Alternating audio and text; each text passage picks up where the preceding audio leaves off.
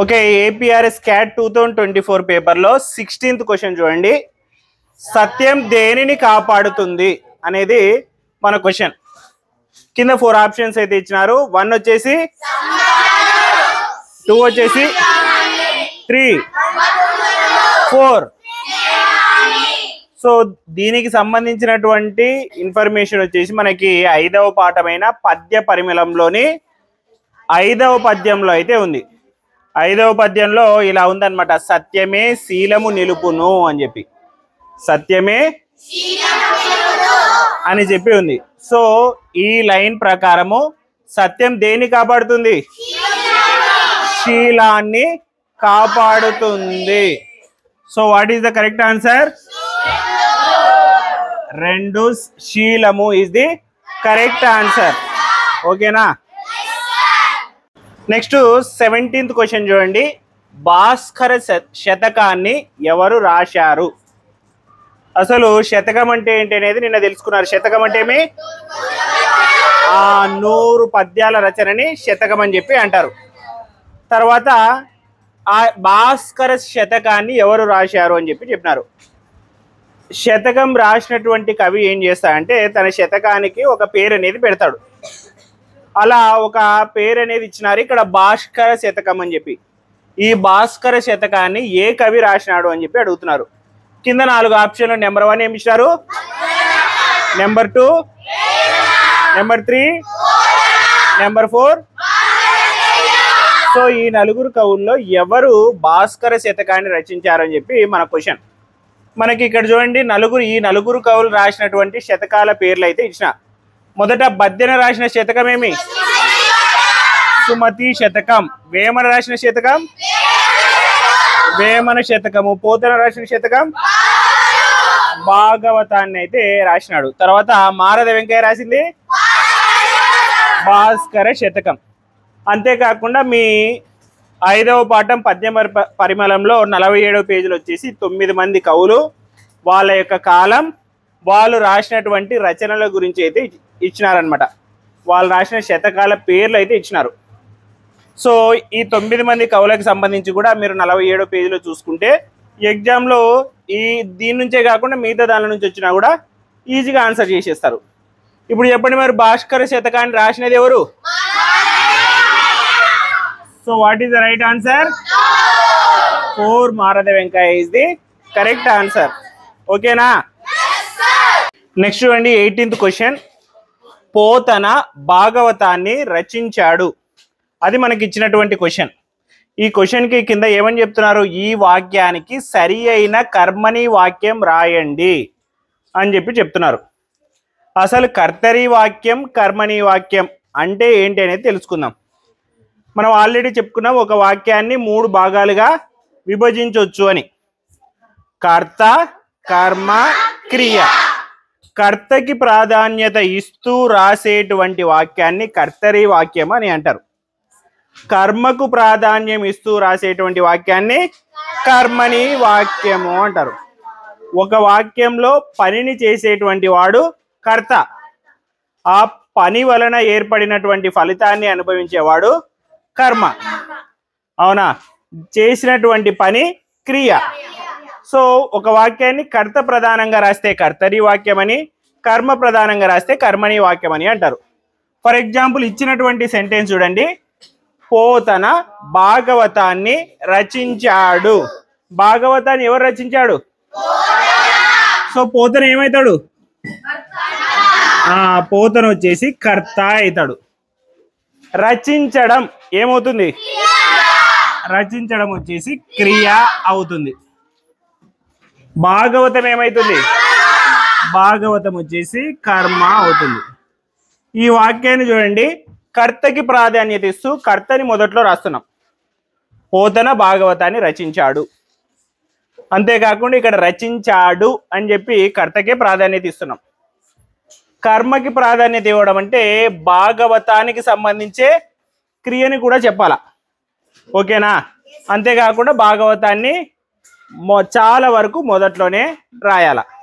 ఇప్పుడు ఆప్షన్లో చూడండి, భాగవతం చేత పోతన రచించాడు. దీనికి అర్థవంతమైన పదమేనా? ఇది వాక్యమేనా? భాగవతం చేత పోతన రచించాడు. అర్థం ఉందే? లేదు. భాగవతం పోతన చేత రచింపబడింది. అర్థం ఉందే?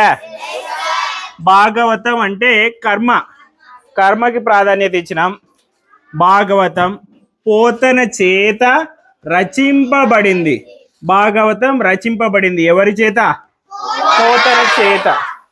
సో ఇక్కడ చూడండి, కర్మకి ప్రాధాన్యత ఇస్తూ కర్మని మొదట్లో రాశారు, క్రియని కూడా కర్మని అనుసరించే రాశారు.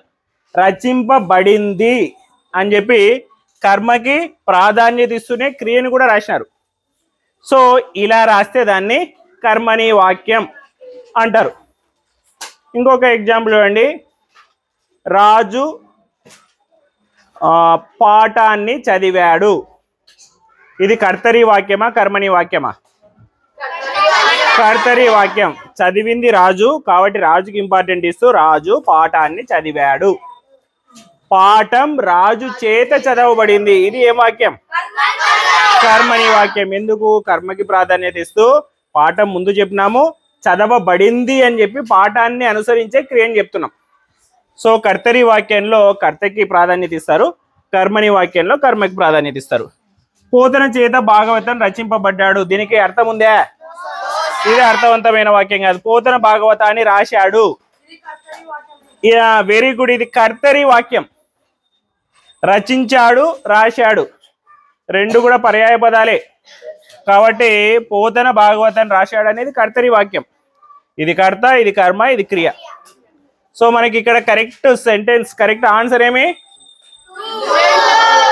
భాగవతం పోతన చేత రచింపబడింది. 2 is the correct answer. Okay. Next 19th question చూడండి. దుక్కిటెద్దు రంకె వేసింది అనేది ఇచ్చినటువంటి వాక్యం.